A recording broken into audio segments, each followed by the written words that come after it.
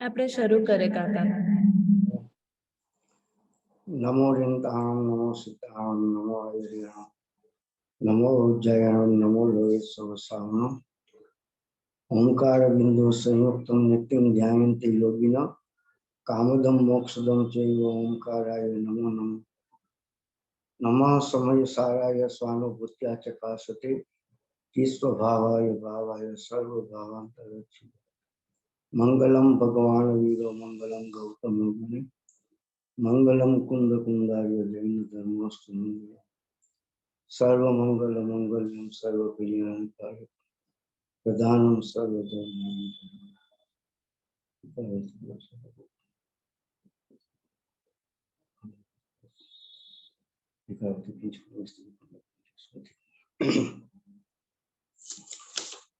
आज का हमारा जो विषय है वह स्वस्वरूप के अनुभव करने का स्टेप क्या है।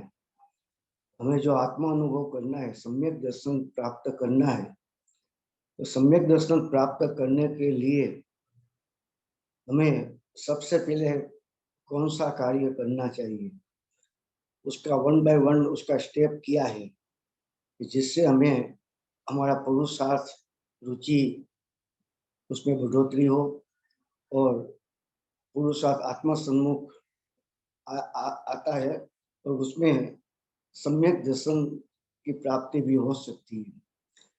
ये स्टेप क्या है, हमें सम्यक दर्शन प्राप्त करना है। हमारा हेतु ये, हमारा ध्येय ये है कि हमें सम्यक दर्शन प्राप्त करना है।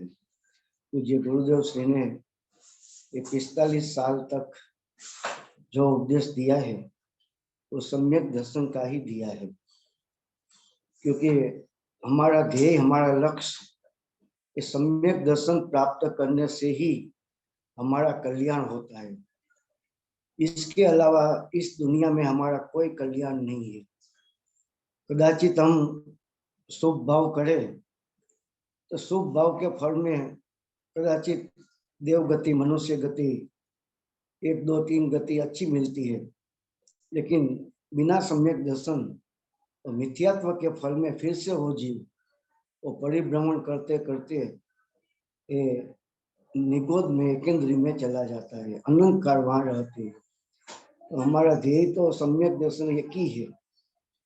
पुण्य कमाना के पुण्य की प्राप्ति करना, शुभ भाव करना, वो भी आत्मा के लिए कोई कल्याणकारी नहीं है। तो सम्यक दर्शन प्राप्त करना है, उसका उपदेश गुरुदेव ने बताया, आचार्य भगवंतों ने बताया है, सर्वज्ञ भगवान की वाणी में भी बात आई है।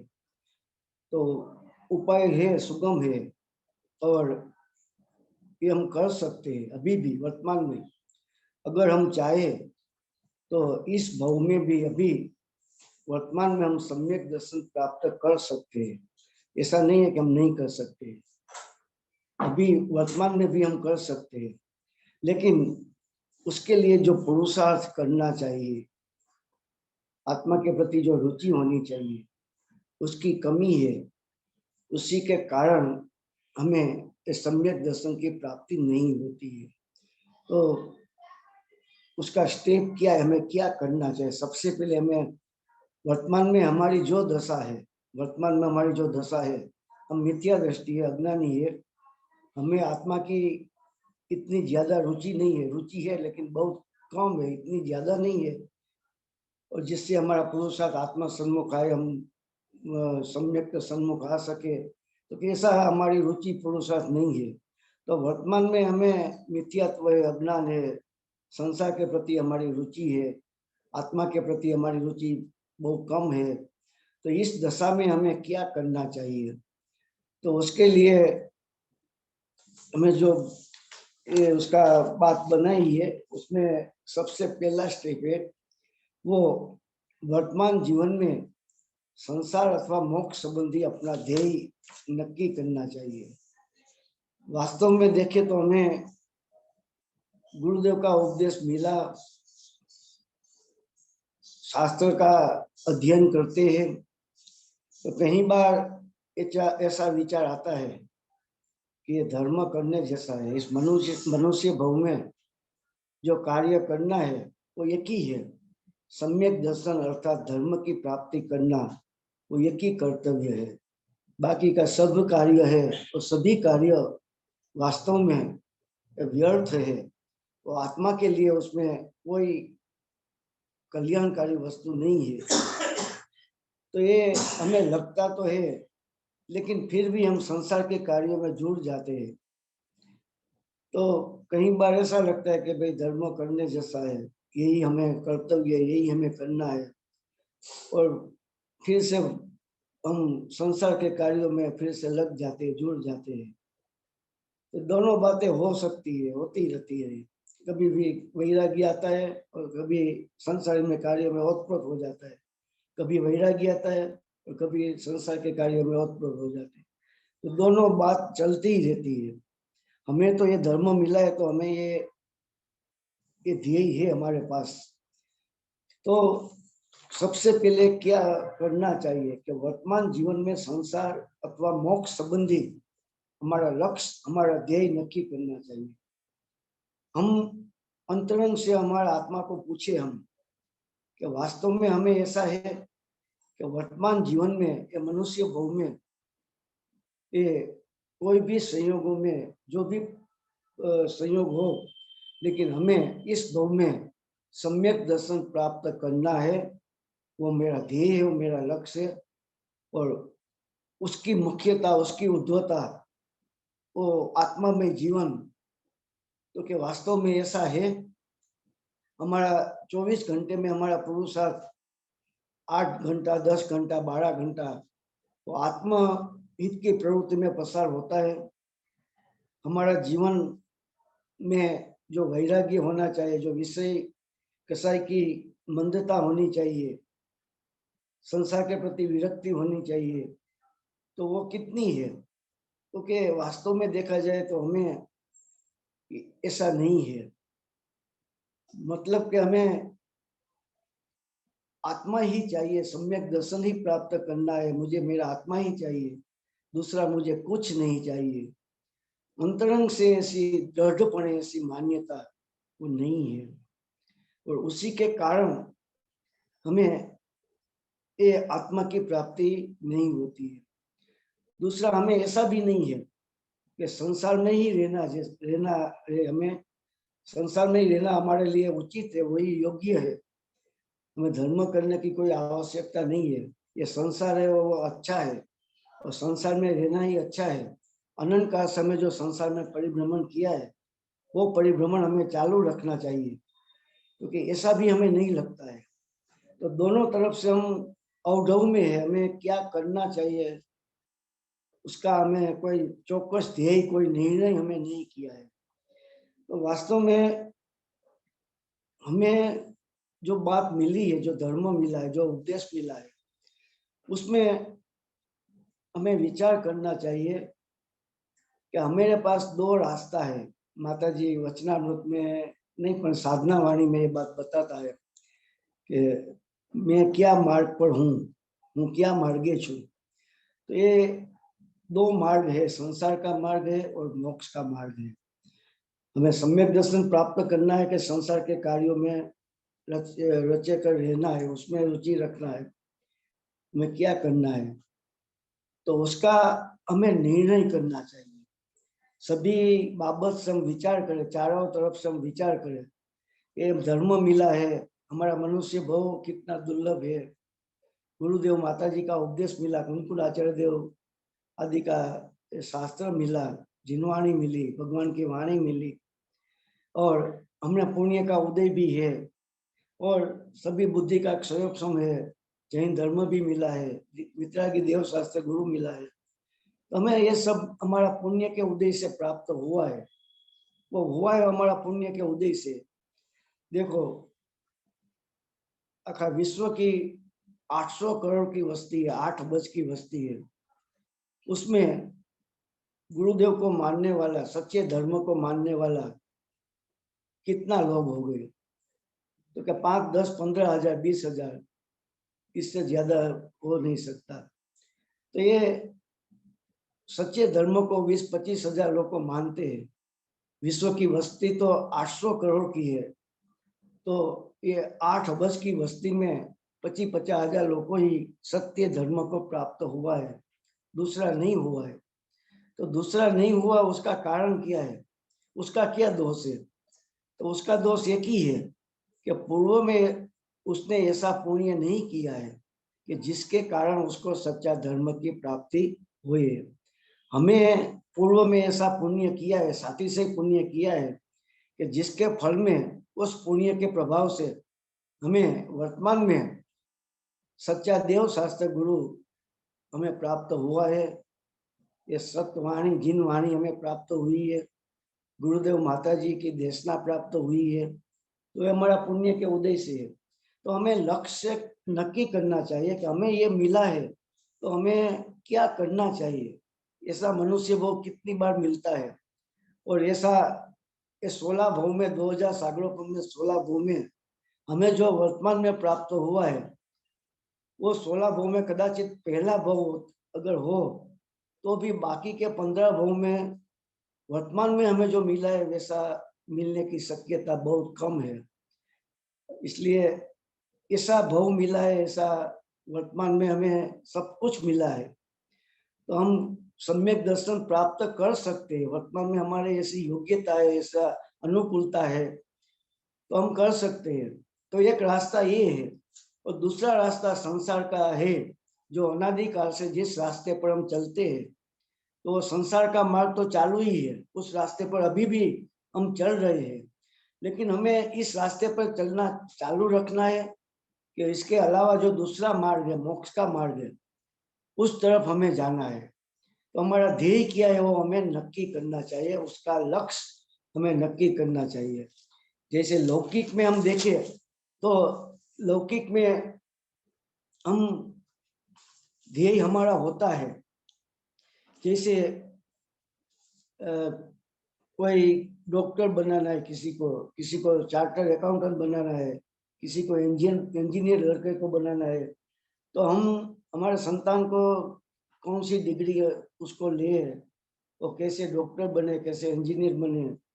तो नानपण से एसएससी में वो 8 स्टैंडर्ड में, वो एसएससी में वो 12 स्टैंडर्ड में, वो उसी समय उसका हमें नक्की कर लेता है, उसका निर्णय कर लेता है तो उसको आगे डॉक्टर की लाइन लेनी है। तो ये नक्की होता है, हम संसार में तो नक्की करते हैं, उसका निर्णय भी करते हैं।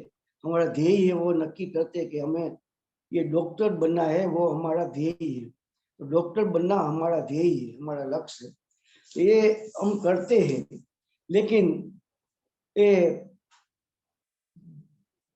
संसार में करते हैं, लेकिन आत्मा में ये बात हम लागू नहीं करते कि हमें संसार में रहना है कि आत्मा प्राप्त करना है। तो वो ध्येय का हमें विचार करना चाहिए। वर्तमान में जो दृढ़पण है ऊपर से है, हमें है, ये नहीं, ऐसा नहीं है। ऊपर ऊपर से ऐसा होता है कि भाई आत्मा का करना है, सम्यक दर्शन प्राप्त करना है, ये संसार में दुख है, संसार परिभ्रमण का हमें थाक है, तो ये तरह से ऐसा हम मानते हैं। लेकिन वो अंतरंग से नहीं है, ऊपर ऊपर से है। अंतरंग में तो हमारे संसार के प्रति हमारी रुचि है, हमारा रस है, हमारा प्रयोजन है, वो पूर्व में जैसा है वैसा ही चालू ही है, उसमें कोई कमी नहीं आई है। तो सबसे पहले हम ध्येय नक्की करें, और ध्येय क्या है कि हम जो बात नक्की करते हैं उसके पीछे हम लग जाए। हमें जो भी बात नक्की ध्येय हमारा है, तो वो ध्येय के पार करने के लिए, वो प्राप्त करने के लिए हमें चाहे जो भी संयोग आए, जो भी मुश्किल आए, जो भी परिस्थिति आए, उसमें से भी हम मार्ग निकाल कर हमारा ध्येय तक, हमारा लक्ष्य तक हमें पहुंचना है। तो ये हमारा एक मक्कम निर्णय है, तो ये हम कर सकते हैं। तो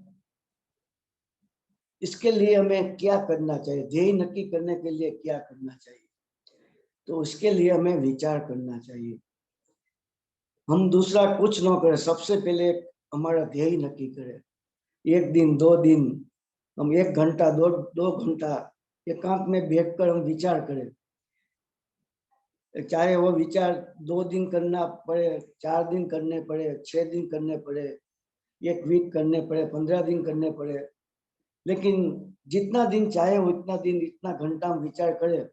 लेकिन विचार करने के बाद हमें नक्की होना चाहिए कि हमें संसार में रहना है कि मोक्ष में जाना है, हमें सम्यक दर्शन प्राप्त करना है कि मनुष्य भव में जो कार्य हम अनादि से करते हैं वो कार्य चालू रखना है।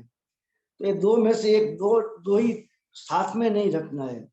अभी के दो ही साथ में है कि हमें सम्यक दर्शन भी प्राप्त करना है और संसार में भी रहना है। तो ऐसा दो नहीं का, एक संसार में रहना है वैसे हम नक्की करें कि धर्म करने की कोई जरूरत नहीं है, ये संसार है वो अच्छा है, और अनादिकाल से जो कार्य करते हैं वो हमें चालू रखना है।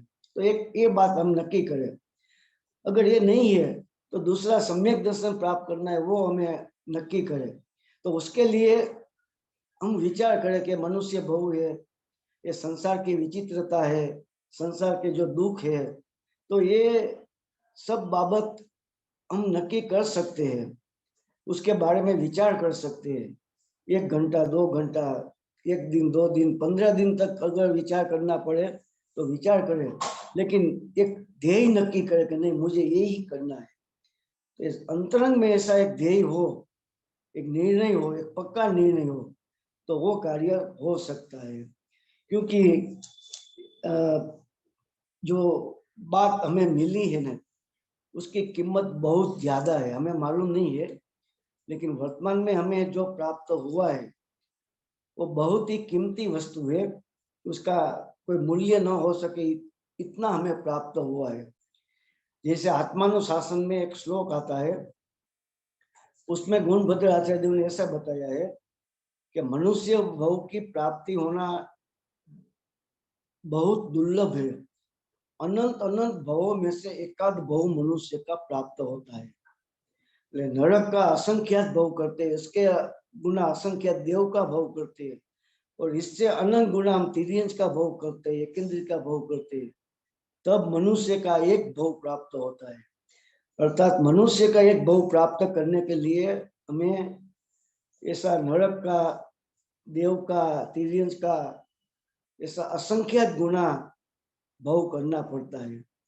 तो ये आत्मानुशासन में ऐसा आचार्य देव ने लिखा है कि मनुष्य भव प्राप्त करना अति दुर्लभ है।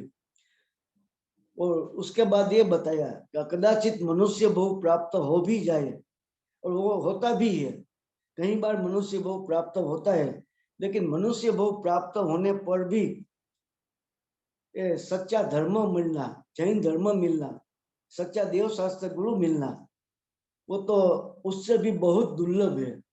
मनुष्य भव तो कई बार कदाचित मिल भी जाए, लेकिन सच्चा धर्म की प्राप्ति होना बहुत दुर्लभ वस्तु है, ये बहुत कम होती है। और कदाचित मनुष्य भव भी प्राप्त हो गया और जैन धर्म भी प्राप्त हो गया, वितरागी देव शास्त्र गुरु भी प्राप्त हुआ, लेकिन ये दोनों मिलने पर भी धर्म की भावना उत्पन्न होना, अपने हृदय में धर्म के प्रति भावना, धर्म प्राप्त करने की भावना उत्पन्न होना ने, वो तो अति अति दुर्लभ है, अतिशय दुर्लभ है। वो बहुत कम जीवों को प्राप्त होता है। आचार्य देव ने ऐसा लिखा है, ऐसी धर्म की भावना बहुत कम जीवों को प्राप्त होता है। अगर तुझे ये धर्म की भावना प्राप्त हुई है, ये जीव, हे भव्य जीव, शीघ्रपणे आत्मा का हित तो कर ले, आत्मा का कल्याण कर ले, क्योंकि आयुष्य बहुत कम है और अनियत है। तो यहाँ आचार्य देव ने ऐसा बताया है कि मनुष्य भव और जैन धर्म तो कदाचित मिल भी जाए, भले दुर्लभ है तो भी मिलता है, लेकिन ये दोनों मिलने पर धर्म की भावना, धर्म प्राप्त करने की भावना तो बहुत कम जीवों को प्राप्त होती है। तो ये भावना अगर जो तुम्हें प्राप्त हुई है, तो हे भव्य जीव, शीघ्र रूप से तू आत्मा का हित कर ले। तो ऐसा आचार्य देव ने आत्मानुशासन में बताया है। तो विचार करें कि हमें जैन मनुष्य भव मिला है, जैन धर्म भी मिला है, और हमें में एक आत्म प्राप्ति की भावना है, रुचि है, भले कम है, हमने ऐसा नहीं कह ज्यादा है लेकिन कम है, लेकिन है तो खरा, हमें भावना तो है, भले कम है लेकिन है, क्योंकि इसलिए तो हम ये सब कार्य करते हैं गुरुदेव की सीढ़ी सुनते, मंदिर जाते, पूजा भक्ति करते, स्वाध्याय करते, वो उसका कारण ये कि भाई हमें धर्म की भावना है, हमें सम्यक दर्शन प्राप्त करना है। तो ये हमारा में ये भावना हमें प्रकट हुई है, तो वो हमें महान भाग्यशाली है। विचार करें कितना भाग्यशाली है कि मनुष्य भव मिलना ही अनंत काल में ऐसा एकाध भव ही मिलता है। और ये मिलने पर भी जैन धर्म मिलना और भी कदाच मिल भी जाए, लेकिन बहुत कम लोगों में ये दोनों प्राप्त होने पर भी मनुष्य भव और जैन धर्म वितरागी देव शास्त्र गुरु की प्राप्ति होने पर भी धर्म प्रत्यय की भावना, धर्म प्राप्ति की भावना बहुत कम लोगों को होती है, जो हमें प्राप्त हुई है। तो हम बहुत भाग्यशाली है। तो ये हमें मिला है, तो हमें हमारा ध्येय नक्की करें कि इतनी वस्तु मिली है तो हमें अनादिकाल से अनंत भव तो किया है, चारे गति में अनंत अनंत भव हमें किया है, चारे गति का भव अनंत किया है। तो एकांत हमें दुख ही भोगा है। अनंत काल से आज तक हमें कभी भी सुख की प्राप्ति तो एक समय मात्र, एक सेकंड मात्र भी नहीं हुई है। तो अनंत काल से हमें दुख को ही भोगता है। तो हमें ये अवसर मिला है, तो ये अवसर में हमें आत्महित कर लेना चाहिए, वो हमारा कर्तव्य है। तो मुझे हम विचार करके 15 दिन विचार करें, मैं ऐसा कहता हूँ कि 15 दिन हम विचार करें ये एक ही बाबत का, दूसरा कोई तत्व के विचार का विचार नहीं करना है, एक ही बाबत का विचार करना है कि हमें आत्मा का हित करना है कि संसार की प्रवृत्ति चालू रखना है। ये दो में से हमें क्या करना चाहिए, हमारा ध्येय क्या होना चाहिए, बस इतना हम 15 दिन विचार करके नक्की करें।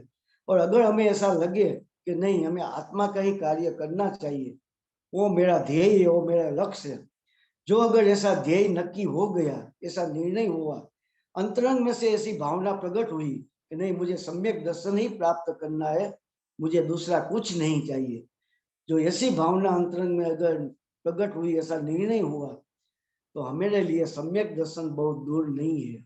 तो हम हमारी भावना के अनुसार रुचि और पुरुषार्थ आगे बढ़ेगा और हमें सम्यक दर्शन की प्राप्ति भी होगी। तो हमें माता जी का जीवन है वो हमारे लिए आदर्श है। हमें सम्यक दर्शन प्राप्त करना है तो संसार के प्रति कैसे वैराग्य होना चाहिए, विरक्ति होनी चाहिए, आत्मा की कैसी रुचि होनी चाहिए, हमारा समय धर्म कार्य में कितना समय प्रसार करना चाहिए, हमारा विषय कसाय की कैसी मंदता होनी चाहिए, संसार के लोगों के साथ हमारा संबंध कितना होना चाहिए, ज्यादा होना चाहिए, कम होना चाहिए, ये सब माता जी के जीवन से हम देख सकते हैं। तो ये हमारे लिए आदर्श है। तो अगर हमें सम्यक दर्शन प्राप्त करना है तो ये माता जी का जो जीवन है वो हमारे लिए आदर्श है। सम्यक दर्शन का पहला का जो उसका जीवन था वो एक हमारे लिए प्रेरणा रूप है, आदर्श रूप है। तो वैसा जीवन अगर हम जिए तो हमें सम्यक दर्शन प्राप्त हो सकता है। दूसरी एक महत्व की बात ये है कि हमें ये ध्येय नक्की करने की बात हम क्यों करते हैं कि भाई हमें आत्मा की प्राप्ति का ध्येय रखना है कि संसार का ध्येय रखना है, हम ऐसा क्यों कहते हैं, हमें ध्येय की पसंद कैसे और क्यों करनी चाहिए। तो इसका कारण ये है कि देखो जगत में ये अन्य जो लोग है, अन्य जो धर्म है, उसके पास एक ही मार्ग है, संसार का ही मार्ग है, दूसरा मोक्ष मार्ग उसके पास है ही नहीं। उसे कोई दो में से एक पसंद करने की, उसके चूज करने की कोई उसके पास चांस ही नहीं है, कोई चारा भी नहीं है। तो क्योंकि उसके एक संसार का ही मार्ग है, सत्य धर्म उसके पास है ही नहीं, धर्म की प्राप्ति का उसके पास कोई हेतु नहीं है, कोई धर्म नहीं है ऐसा। तो उसके पास तो एक संसार ही है, तो संसार एक ही है, दूसरा कोई उसके पास ऑप्शन ही नहीं है। तो ऑप्शन नहीं है तो वो दो में से उसकी पसंदगी कैसे करे। तो उसको बेचारा लोग के पास तो कोई एक ही ऑप्शन, संसार का एक ही ऑप्शन है, मोक्ष का ऑप्शन उसके पास है ही नहीं। तो उसका तो कोई दोष नहीं है। तो ये 800 करोड़ में से 8 अरब की बस्ती में से ये हमारा जैसा तो बहुत कम लोग हैं कि जिसको दो ऑप्शन है, जिसके पास एक संसार का और मोक्ष का। तो हमें ये कार्य करना है। दूसरे पास तो ये है नहीं, तो हम विचार कैसे करें? उसका क्या विचार करने की हमें जरूरत नहीं है। वो बेचारा, उसका पुण्य ऐसा नहीं है तो उसके पास दूसरा ऑप्शन उसको मिला है, हमें मिला है हमारा पुण्य के कारण, तो हमें ये नक्की करना चाहिए। दूसरा जो मुद्दा है, पॉइंट है, वो संसार में दुख होने का नक्की करना चाहिए। संसार में दुख है ऐसा हमें नक्की करना चाहिए, उसका निर्णय करना चाहिए कि संसार में दुख है। माता जी ने चर्चा में एक बात बताई है कि जब तक जीव को संसार में दुख है ऐसा निर्णय नहीं होता, ऐसा निर्णय नहीं होता, तब तक उसका पुरुषार्थ संसार में से पलटकर आत्म सम्मुख आता नहीं है। सबसे पहले संसार में दुख है ये नास्ति से, और आत्मा में सुख है वो अस्थि से हमें नक्की करनी चाहिए, दोनों बाबत नक्की करनी चाहिए। तो सबसे पहले संसार में दुख है वो तो हमें नक्की करना चाहिए। हमें जो सुख लगता है वो वास्तव में सुख नहीं है, वो दुख ही है। ये प्रवचन सार की 76 नंबर की जो गाथा है, 74 नंबर की गाथा, उसमें आचार्य देव ने इंद्रिय जन्य जो संसार का सुख है वो वास्तव में सुख नहीं लेकिन दुख है, वो बाबत 76वीं गाथा में बताई है। उसमें बताया है कि परयुक्त बाधा सहित खंडित बंध कारण विषम छे, जे इंद्रियથી लब्ध सुख ते रीते दुख ज खरे।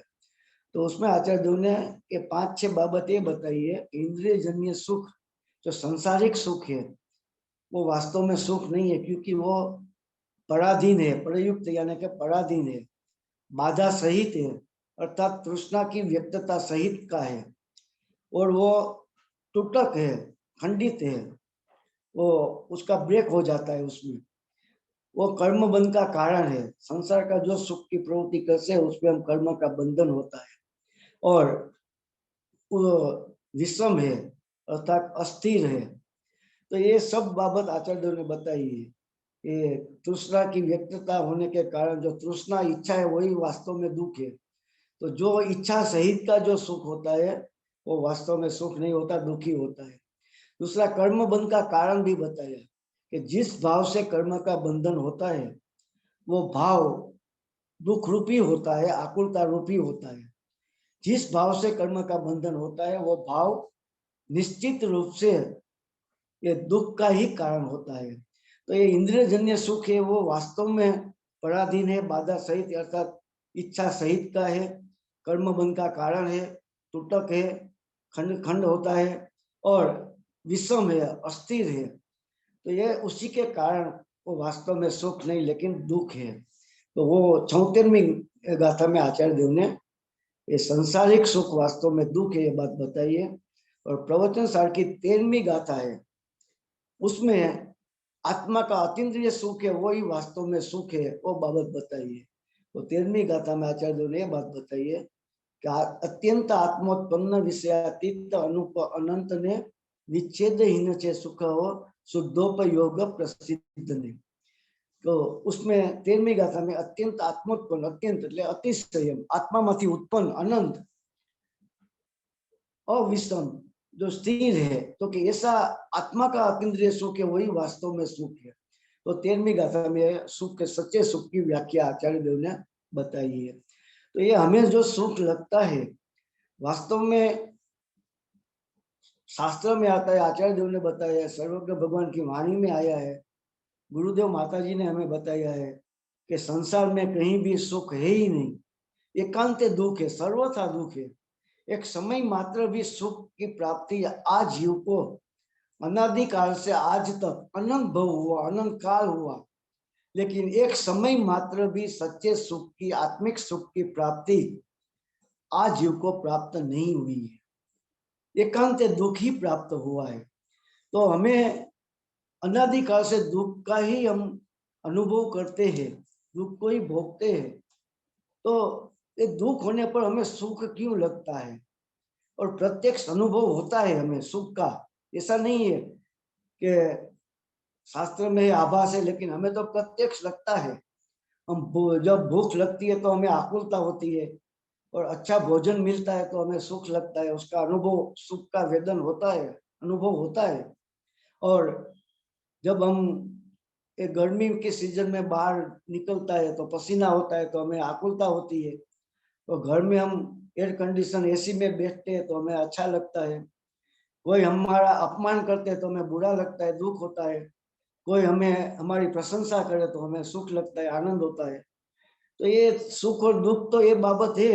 ये समय सार के 145 नंबर की गाथा में आचार्य देव ने पुण्य और पाप का फल समान बताया है। उसमें एक हेतु, स्वभाव, अनुभव और आश्रय, ये 4 बाबत से आचार्य देव ने यह सिद्ध किया है कि शुभ भाव अर्थात पुण्य का फल और पाप का फल, दोनों फल एक ही दुख ही है, उसमें कोई तफावत नहीं है, दोनों एक ही है। कर्म बंध का ही कारण है, संसार का ही कारण है, दुख है। तो उसमें एक बाबत अनुभव का आती है, हेतु, स्वभाव, अनुभव और आश्रय। तो अनुभव में ये बात शिष्य दलील ये बताइए कि कोई पुण्य कर्म का फल हमें सुख रूप लगता है और पाप कर्म का फल हमें दुख रूप का वेदन होता है। तो दो कर्म का फल अलग अलग अलग है। तो कर्म का फल अलग है तो दो कर्म भी अलग है, पुण्य कर्म और पाप कर्म दोनों अलग है, ऐसा शिष्य ने दलील की है। लेकिन यहाँ आचार्य देव ने बात बताई कि दोनों का फल मात्र दुखी होता है, सुख है ही नहीं।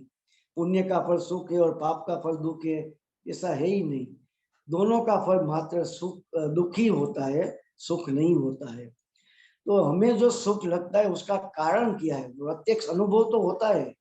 पाप के फल में हमें दुख होता है, प्रत्यक्ष दुख की अनुभूति होती है।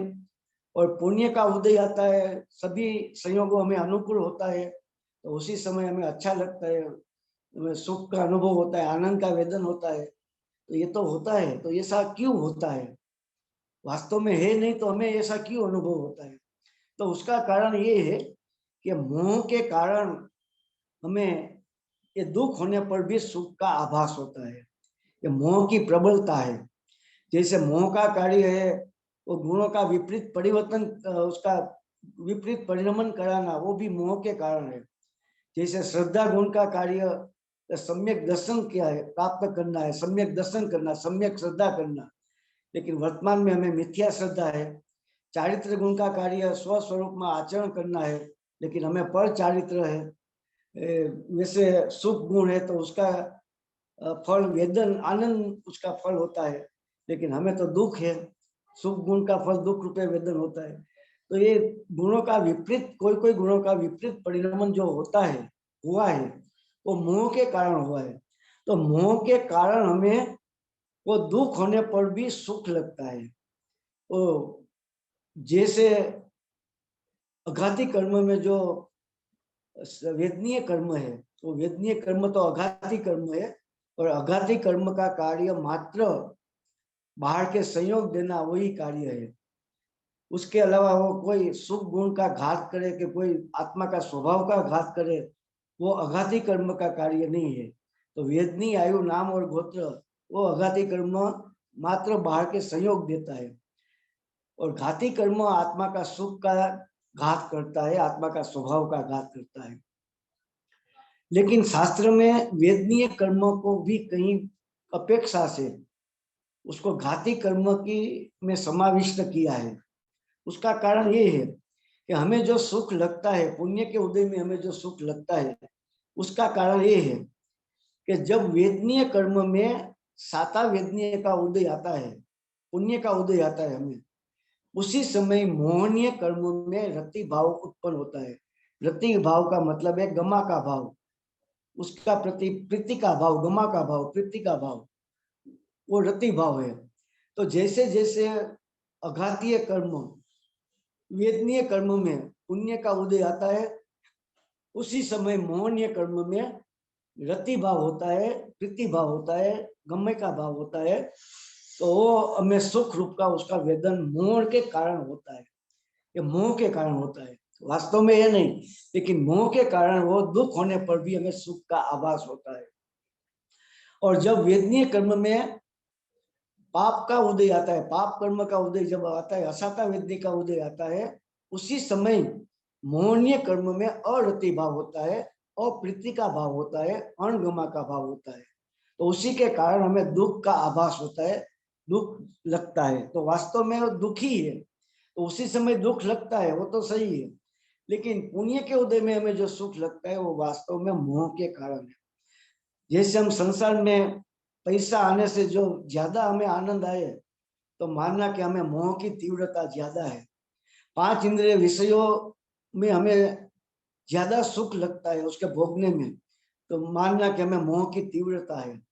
हमें कोई हमारा मान करे, हमारा सम्मान करे, तो हमें बहुत ज्यादा हमें आनंद आता है, तो उसका मतलब ये है कि हमें मोह की तीव्रता है। तो ये विषय कसाई आदि की जो जो जो तीव्रता होती है, उसका मतलब ये है कि मोह की तीव्रता है।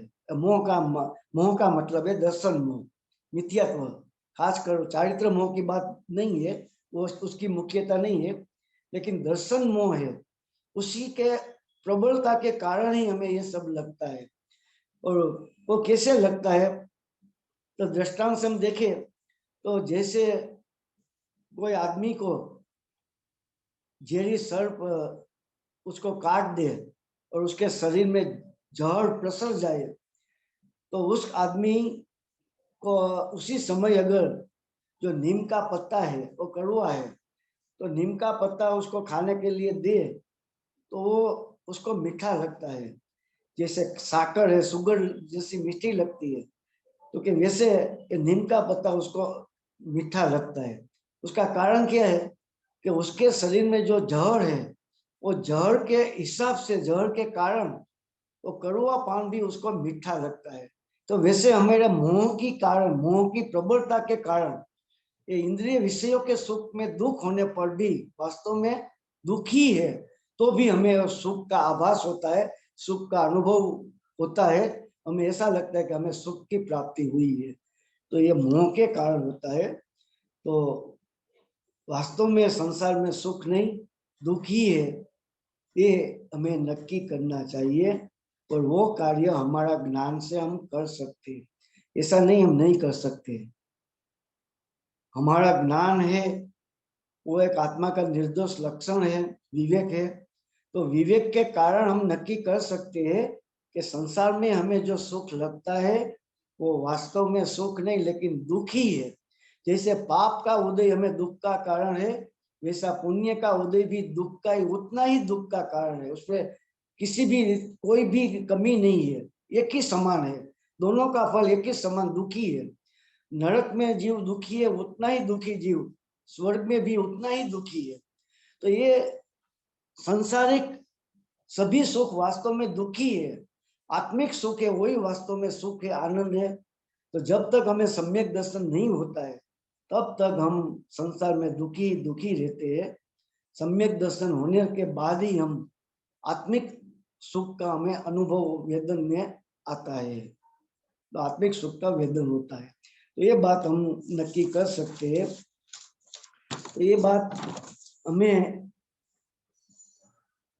अच्छी लगती है कि नहीं, ये संसार में दुख है, वो वास्तव में हम कई बार ऐसे देख भी सकते हैं, सोच भी सकते हैं। लेकिन क्या होता है कि मोह की इतनी प्रबलता है ना, तो मोह के कारण हमारे वैराग्य जो होना चाहिए वो नहीं होता है। तो ये मोह की प्रबलता है, वो दुख भी हमें सुख रूपे लगता है। तो उसी के कारण हम संसार में से हमें जो पलट कर पुरुषार्थ आत्म सम्मुख लाना चाहिए, संसार से हमें पीछे मुड़ना चाहिए, वो नहीं, वो कार्य हम नहीं करते क्योंकि हमें ये संसार अच्छा लगता है। ये पुण्य के उदय में हमें फल, उसका फल हमें अच्छा लगता है। इसलिए हमारी चाहना ये होती है कि हमारा जीवन में पाप का उदय न हो, लेकिन पुण्य का उदय हो, तो हमें संसार में कोई दिक्कत नहीं है, हमें संसार में कोई बाधा नहीं है, हमें संसार में कोई तकलीफ नहीं है। हमें जो सदा के लिए हमारा जीवन में पुण्य का उदय चला है, तो बस हमें संसार में कोई दिक्कत नहीं है, कोई तकलीफ नहीं है। पुण्य का उदय है तो बस कायम के लिए पुण्य का उदय चले, तो हमें कोई स्वर्ग मोक्ष की हमें आवश्यकता नहीं है, मोक्ष में जाने की कोई इच्छा नहीं है, हमें ऐसा लगता है। पुण्य की इच्छा हमें होती है, तो वास्तव में वो भी दुख है, सुख नहीं है। संसार में एकांत दुख है, ये पाप का उदय और पुण्य का उदय, दोनों उदय वास्तव में दुख का ही कारण है, एक समान दुख का ही कारण है, स्वभाव का घात करने वाला है, कर्म बंध का कारण है, इसलिए दोनों एक ही समान है। ये संसार में दुख है, वो बात नक्की करनी चाहिए। इसके बाद का मुद्दा है, पॉइंट है, वो सांसारिक प्रवृत्ति की मर्यादा रखनी चाहिए। हमें सम्यक दर्शन प्राप्त करना है तो हमें संसार में हमारी जो प्रवृत्ति है उसकी हमें मर्यादा रखनी चाहिए।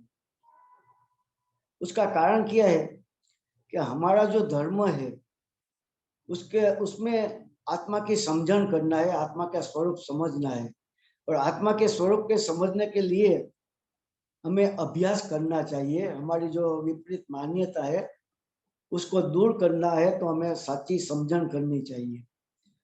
तो गुरुदेव ने इसलिए ये बात बताई है कि प्रतिदिन 4-6 घंटा मिनिमम स्वाध्याय करना चाहिए, मिनिमम 4-6 घंटा स्वाध्याय करना चाहिए। इतना समय वर्तमान में हमें मिलना चाहिए। संसार के कार्य में से 4-6 घंटा हम स्वाध्याय के लिए हमें मिले, अर्थात आत्महित की प्रवृत्ति लिए हमें मिले, तो कि इतना समय हमें अवश्यपणे मिलना चाहिए। और माताजी भी एक बात बताती है चर्चा में कि हमें इतना ज्यादा काम नहीं होना चाहिए कि जिसके कारण हम आत्महित की प्रवृत्ति न कर सके। 4-6 घंटे 3-4 घंटे जो हमें आत्महित की प्रवृत्ति करनी है, हमें इतना ज्यादा काम नहीं होना चाहिए कि जिसके कारण हम न कर सके। और कदाचित ज्यादा काम है, हमारे जीवन में ज्यादा काम है कि जिसके कारण हमें आत्महित के लिए समय नहीं मिलता है, तो हमें इस संसार की प्रवृत्ति को कम करके भी आत्महित के लिए समय निकालना चाहिए। गमे तेवी कटोकटी में ज्ञान ध्यान नो समय खेची लेवो, वो बात माताजी ने बताई है।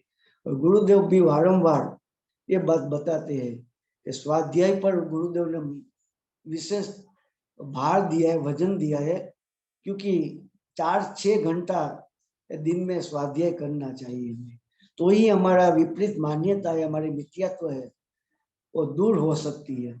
तो वो संसार में हमें समय नहीं मिलता। सभी की जो फरियाद है वो ये है कि हमें आत्महित के लिए, धर्म के लिए समय नहीं मिलता है। तो ये सभी को ये बाबत एक कॉमन बाबत है कि किसी के पास समय नहीं है, क्योंकि घर के काम है तो घर में इतना काम होता है, जो बहनों होती है, जो भाइयों होता है तो उसमें व्यापार प्रवृत्ति आदि जो आजीविका की प्रवृत्ति उसमें इतना उसमें ओतप्रोत होता है, तो उसके समय नहीं मिलता। जो छोटा बच्चा है तो वो अभ्यास करता है, तो अभ्यास में से उसको समय नहीं मिलता।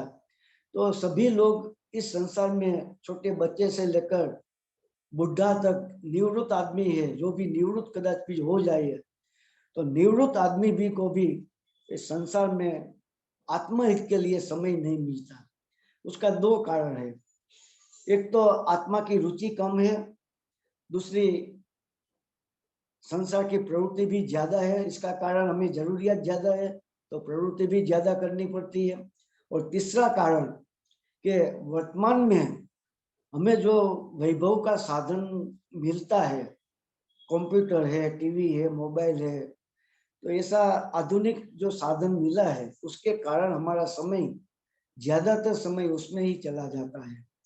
तो इसी के कारण हमें समय, धर्म के लिए समय मिलना बहुत ही कठिन होता है, बहुत ही मुश्किल होता है। तो हमें क्या करना चाहिए? तो गुरुदेव ये बात बताता है कि हमें आजीविका की प्रवृत्ति को कम करना चाहिए। सबसे पहली बात तो ये है कि आजीविका की प्रवृत्ति हमें कम करनी चाहिए। पैसा कमाने के लिए इतना ज्यादा प्रवृत्ति नहीं करनी चाहिए कि जिसके हिसाब से हमें ये 3-4 घंटे भी आत्महित के लिए समय न मिले, इतनी ज्यादा प्रवृत्ति नहीं होनी चाहिए। क्योंकि अपने पुण्य पर हमें भरोसा रखना चाहिए। जो कहीं होता है वो अपने पुण्य से मिलता है, पैसा मिलता है, सत्ता मिलती है, कुटुंब परिवार मिलता है, मान सम्मान मिलता है, ये बाहर के सभी सहयोग हमारा पुण्य के उदय से हमें प्राप्त होता है। तो हमें हमारा पुण्य पर भरोसा रखना चाहिए कि हमारा पुण्य में जो होगा वही हमें मिलेगा। चाहे हम जितना भी प्रयत्न करें, लेकिन जितना मिलना है उतना ही हमने मिलेगा, इससे ज्यादा नहीं मिलेगा। तो हमें प्रवृत्ति की एक मर्यादा करें। ऐसा नहीं कि हम प्रवृत्ति न करें, हम ऐसा नहीं कहते, लेकिन इसकी एक मर्यादा रखें कि दिन में ठीक है 4-6 घंटा हम प्रवृत्ति करें, लेकिन इसके बाद 4-6 घंटा हम आत्महित के लिए भी पसार करें। तो कि ऐसा होना चाहिए। तो आजीविका की प्रवृत्ति के हमें कम करनी चाहिए। श्रीमद जी ने तो यह बात बताई है कि आजीविका के लिए ज्यादा समय पसार नहीं करना चाहिए। ये कर कसर से कम कम जरूरियात से हमें चलाना चाहिए। और आगे उसने ऐसा बताया है कि जो पुराना समय था उसी समय ये जो श्रीमद जी ने बात बताई उसमें ये बताया है कि ज्यादा प्रवृत्ति नहीं करना, अर्थात आजीविका नहीं, बहुत जाजी प्रवृत्ति न करवी, કરકસરથી ચલાવી લેવું અને છાસ અને રોટલો ખાઈને જીવી જવું। રોટલા ઘરે ઘડવા અને છાસ માગીને લેવી। उसी समय छास मफत में गांव, छोटे गांव सब थे तो छास तो फ्री में मफत में सब देते थे। तो हमें बस रोटी का जितना इतना ही पुरुषार्थ करना है। एक रोटी खाने के लिए हमें जितनी जरूरियात है इतना ही पुरुषार्थ करें, दूसरी हमें कोई जरूरियात नहीं होनी चाहिए। ऐसा श्रीमद जी ने बताया है कि छास અને રોટલાથી ચલાવી લેવું, રોટલા ઘરે પીટવા અને છાસ માગીને લઈ આવી। એટલે જાજી પ્રવૃત્તિ પછી આપણામાં રહે નહીં, કોઈ આજીવિકાની જાજી પ્રવૃત્તિ કરવાની કોઈ આપણને જરૂરિયાત ન રહે। ये बात श्रीमद जी ने बताई। तो ये हमें एक प्रवृत्ति, आजीविका की प्रवृत्ति की भी मर्यादा होनी चाहिए। दूसरी, हमें विषय भोग में भी इतना हमें तल्लीन नहीं होना चाहिए, उसकी भी एक मर्यादा होनी चाहिए। 5 इंद्रिय का विषयों है तो उसमें भी हमें मर्यादा होनी चाहिए कि विषयों की प्रवृत्ति में भी हमारा ज्यादातर समय पसार होए, ऐसा नहीं होना चाहिए।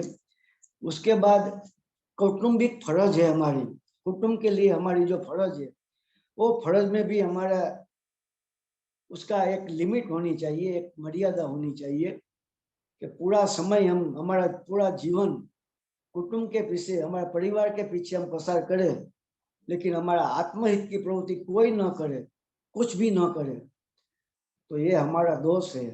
तो ऐसा भी नहीं होना चाहिए। हम कुटुंब की जवाबदारी, परिवार की जवाबदारी निभाए, वो जवाबदारी पूर्ण करे, उसका कोई दिक्कत नहीं है, उसमें कोई मना नहीं है। लेकिन साथों साथ कुटुंब की जवाबदारी के साथ भी हमारा आत्महित की प्रवृत्ति भी चालू रखनी चाहिए। 3-4 घंटा ये परिवार के कार्य करते करते 3-4 घंटा आत्मा का कार्य भी हमें अवश्यपणे करना चाहिए। मात्र परिवार का लिए हमारा जीवन पसार करे और आत्महित के लिए हमारा कुछ भी समय हम पसार न करें, तो यह बाबत भी गलत बाबत है, ऐसा भी हमें नहीं करना चाहिए। तीसरा, सामाजिक प्रवृत्ति की भी एक मर्यादा होनी चाहिए। हम समाज में हमें कई जगह हमें मान सम्मान मिलता है तो हमें अच्छा लगता है। तो कोई वृद्धाश्रम में हम ट्रस्टी होता है, कोई स्कूल में हम ट्रस्टी होता है, कोई पांजरापुर में हम कोई होदा पर सेक्रेटरी होता है, प्रमुख होता है। हम दूसरा कोई ऐसी जगह हमारा ट्रस्टी बना हो, प्रमुख पद हो, सेक्रेटरी बना हो, जैन जागृति सेंटर है, जैन सोशल ग्रुप है, तो ऐसी सामाजिक प्रवृत्ति में भी हमें रस कम होना चाहिए, कोई भी जवाबदारी नहीं लेनी चाहिए और हो सके तो उसकी इस प्रवृत्ति से हमें दूर रहना चाहिए। ये सामाजिक प्रवृत्ति हमारा आत्मा में बाधा रूप है, क्योंकि उसमें हमारा समय व्यर्थ पसार होता है, आत्मा का कुछ भी हमें कार्य नहीं होता है। तो वो सामाजिक प्रवृत्ति भी हमें नहीं करनी चाहिए। हो सके तो वो उसका संपूर्णपणे उसका त्याग करना चाहिए, तो हमें आत्महित के लिए समय मिले। और अगर ज्यादा सामाजिक प्रवृत्ति होगी तो हमारा मन भी चंचल हो जाएगा, राग द्वेष की उत्पत्ति होगी और आत्महित की प्रवृत्ति में वो बाधा पहुंचेगी। तो हमें ये सांसारिक प्रवृत्ति में हमारे मर्यादा रखनी चाहिए। और ये मर्यादा क्यों रखनी चाहिए, तो उसमें समाधि तंत्र में भी आचार्य देव ने बात बताई है कि लौकिक जनों के परिचय से हमें राग द्वेष की प्रवृत्ति होती है।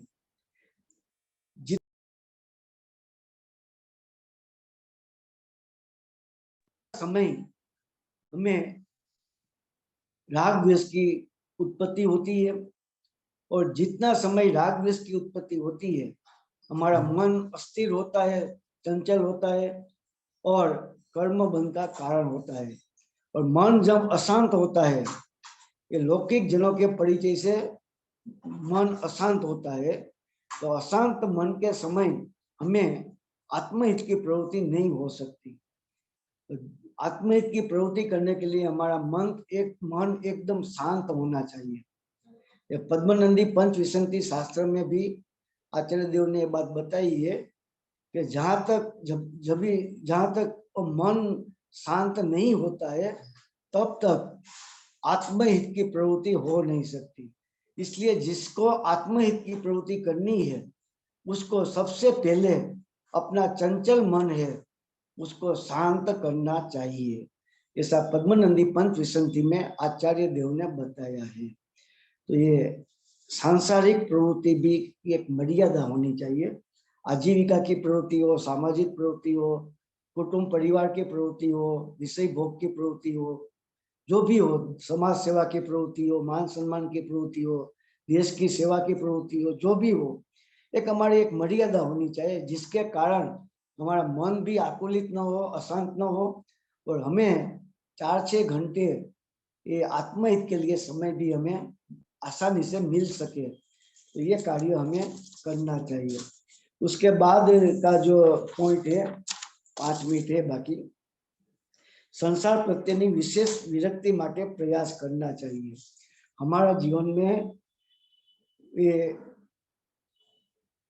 पाप का उदय ज्यादा आता है। मोक्षमार्ग प्रकाशक में टोडरमल जी साहब ने बात बताई है कि वर्तमान पंचम काल है, उत्तरता काल है, हल्का काल है, और उसमें भी हुंडा शनि काल है। तो ऐसा असंख्य काल चक्र में एकाध बार ऐसा हुंडा शनि काल आता है। तो पंचम काल है और उसमें भी हुंडा शनि काल है। तो वर्तमान में जो जीव होता है, उत्पन्न होता है, वो जीव एक तो उसकी वृत्ति विराधक होती है, और दूसरा वो कम पुण्यशाली होता है।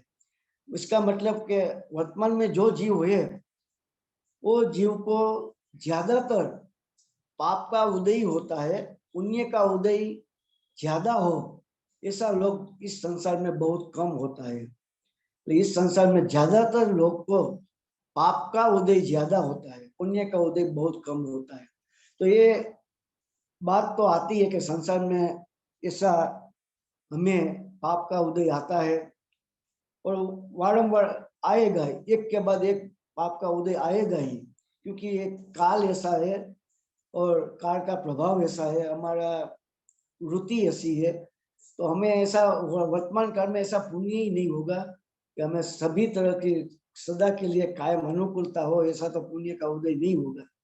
ज्यादातर पाप का ही उदय होगा। तो प्रतिकूलता ही आएगी हमारे जीवन में, एक के बाद 1 बाय 1 प्रतिकूलता ही हमें आएगी, दुख ही आएगा। तो उसी दुख जो आता है हमारा जीवन में, वो दुख में 2 बाबत बनती है। हमारा जीवन में जब पाप का उदय आता है, प्रतिकूल संयोग उत्पन्न होता है, प्रतिकूल संयोग प्राप्त होता है, इसके कारण हमें दुख होता है।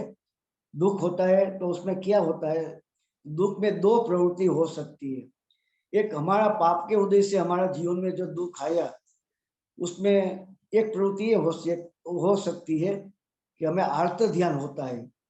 हमारा जीवन में जो पाप का उदय है, उसके कारण हमें आर्त ध्यान होता है, शोक होता है, हम शोक मग्न हो जाता है, आकुलित होता है, दुखी होता है। तो ये पाप का उदय का फल हमें विशेष रूप से आर्त ध्यान, रौद्र ध्यान होता है, मन आकुलित होता है, अशांत होता है, क्लेश होता है, राग द्वेष होता है, तो ये कसाय का भाव होता है। तो ये दुख का फल होता है। एक फल ये भी होता है। और दूसरा वस्तु हम ये भी कर सकते हैं, दूसरी तरफ से दूसरा फल ये भी हो सकता है, हम कर सकते हैं कि जब जब पाप का उदय आता है, तो वो पाप के उदय को हम वैराग्य तरीके लेते लिए कि जो पाप का उदय आया उसको हम आकुलित न हो, आर्त ध्यान न करें, लेकिन हम विचार करें कि हमारे जो पाप का उदय जीवन में आया है, तो उसके कारण हमें जो प्रतिकूल संयोग मिला है वो हमारा पाप कर्म का उदय है।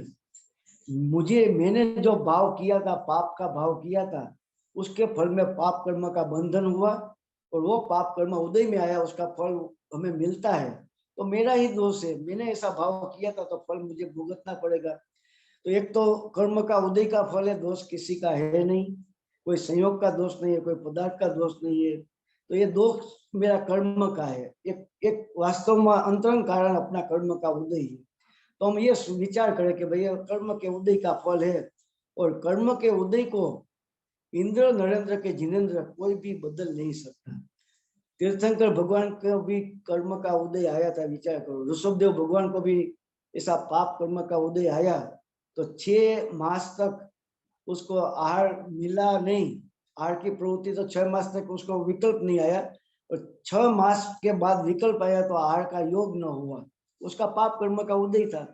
तो पाप कर्म का उदय हमारा जीवन में जो आता है उसको इंद्र नरेंद्र जिनेन्द्र कोई बदल नहीं सकता है। एक बार कर्म उदय में आ गया तो उसका फल निश्चितपणे हमें भुगतना ही पड़ता है। और दूसरी बाबत ये है कि पाप के उदय से ये जो कार्य होता है, पाप पुण्य का उदय ही सब हमारा जीवन में जो भी बनता है वो सब पाप पुण्य का ही फल है। वास्तव में बाहर में जो संयोग मिलता है वो हमारा पाप पुण्य कर्म का ही फल है। और पुण्य के उदय से और पाप के उदय से, मानो पाप का उदय आया तो अपना मित्र होता है वो दुश्मन हो जाता है, अपना होता है वो पराया हो जाता है, जो धनवान होता है वो निर्धन हो जाता है, निरोगी होता है वो रोगी हो जाता है, जिसको मान मिलता है उसका अपमान हो जाता है। तो ये पाप कर्म का फल है, तो ये बदल जाता है, परिस्थिति बदल जाती है। जब पुण्य का उदय आता है तो फिर से वो जो दुश्मन होता है वो मित्र हो जाता है, पराया हो जाता है वो अपना हो जाता है, जो निर्धन होता है वो धनवान होता है, जो रोगी होता है वो निरोगी होता है, जिसको अपमान होता है उसका मान हो जाता है। तो ये पाप पुण्य का फल है, उसमें परिस्थिति में चढ़ाव उतार आता है। तो हमें ये संसार की विचित्रता है, संसार ऐसा ही है, तो इस संसार में से हमें निकलना है। तो हमें ये कर्म के उदय ये निमित्त कारण है, वास्तव में तो हमारा दोष है, वो बात हमें यही नहीं लेनी है। कर्म भी किसी को, जीव को कोई सुखी दुखी नहीं करता, लेकिन अंतरंग कारण कर्म का उदय है।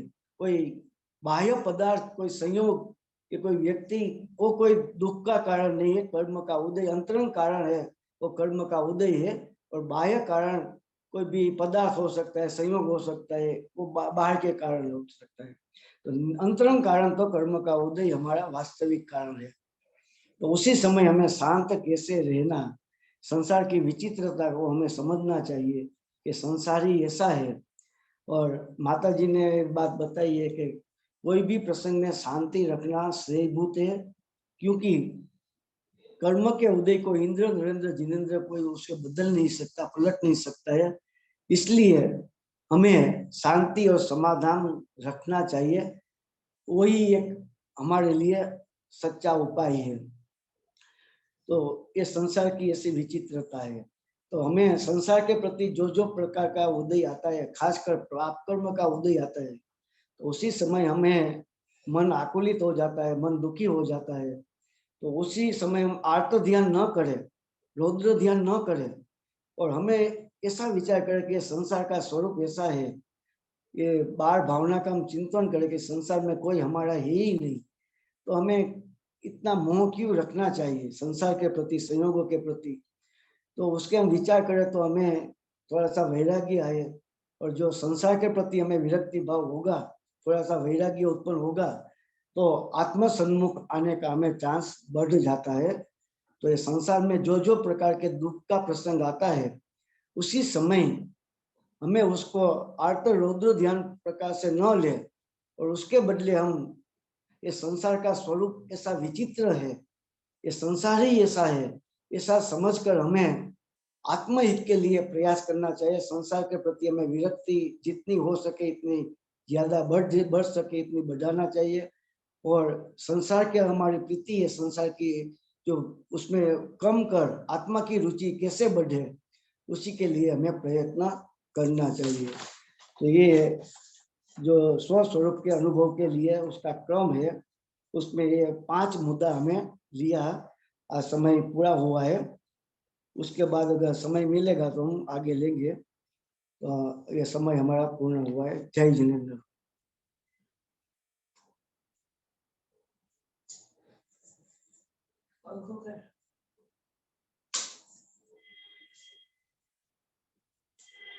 जय जिनेन्द्र। जय जिनेन्द्र। जय जिनेन्द्र बदन।